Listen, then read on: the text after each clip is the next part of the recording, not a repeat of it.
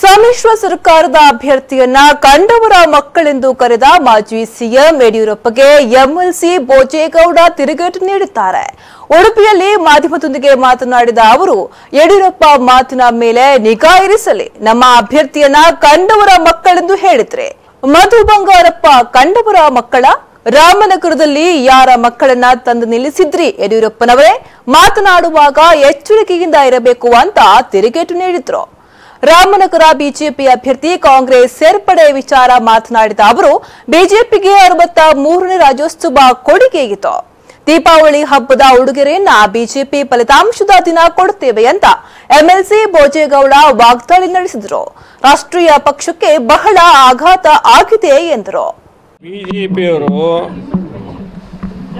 ಮಧು ಬಂಗಾರಪ್ಪನವ್ರನ್ನ ಶಿವಮೊಗ್ಗ ಲೋಕಸಭಾ ಅಭ್ಯರ್ಥಿ ಮಾಡಿದ ತಕ್ಷಣ ಅನೇಕ ಹಿರಿಯ ಬಿಜೆಪಿ ನಾಯಕರು ಹೇಳಿದರು, ಕಂಡವರ ಮಕ್ಕಳನ್ನು ಬಾವಿ ತಳ್ಳಿ ಆಳ ನೋಡ್ತಾರೆ ಇವರು ಅಂತ ಹೇಳಿದರು ನಮಗೆ JDSನವ್ರಿಗೆ.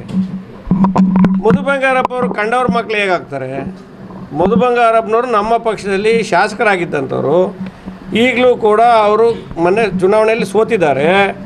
ಜೊತೆಗೆ ನಮ್ಮ ರಾಜ್ಯದ ಜಾತೀಯತೆ ಜನತಾದಳದ ಜನತಾದಳದ ಅಧ್ಯಕ್ಷರು ಕೂಡ ಹೌದು, ರಾಜ್ಯಾಧ್ಯಕ್ಷರು. ಅವ್ರು ಹೆಂಗೆ ಕಂಡರ ಮಕ್ಕಳಾಗ್ತಾರೆ? ನಮ್ಮ ಮನೆ ಮಗನ್ನೇ ನಾವು ಈ ಚುನಾವಣೆಗೆ ಲೋಕಸಭಾ ಅಭ್ಯರ್ಥಿಯಾಗಿ ಮಾಡಿರ್ತಕ್ಕಂಥದ್ದು. ಹಾಗಿದ್ರೆ ನೀವು ರಾಮನಗರದಲ್ಲಿ ಯಾವ ಮಕ್ಕಳು ಕರ್ಕೊಂಬಂದು ನಿಲ್ಲಿಸಿದ್ರಿ? ನಿಮ್ಮ ಮಕ್ಕಳು ಕರ್ಕೊಂಬಂದು ನಿಲ್ಲಿಸಿದ್ರಾ, ಅಥವಾ ನಿಮ್ಮ ಪಕ್ಷದ ಭಾಳ ಕಟ್ಟ ಉರಿಯಾಳನ್ನು ಕರ್ಕೊಂಬಂದು ನಿಲ್ಲಿಸಿದ್ರಾ? ಅನೇಕ ವರ್ಷಗಳಿಂದ ನಿಮ್ಮ ಪಕ್ಷದಲ್ಲಿ ನಿಷ್ಠಾವಂತರಾಗಿ ಕೆಲಸ ಮಾಡ್ತಕ್ಕಂಥ ನಿಲ್ಲಿಸಿದ್ರ, ಕಂಡವ್ರ ಮಕ್ಕಳು ನಿಲ್ಲಿಸಿದ್ರ? ನೀವು ಹೇಳ್ಬೇಕಾಗ್ತದೆ.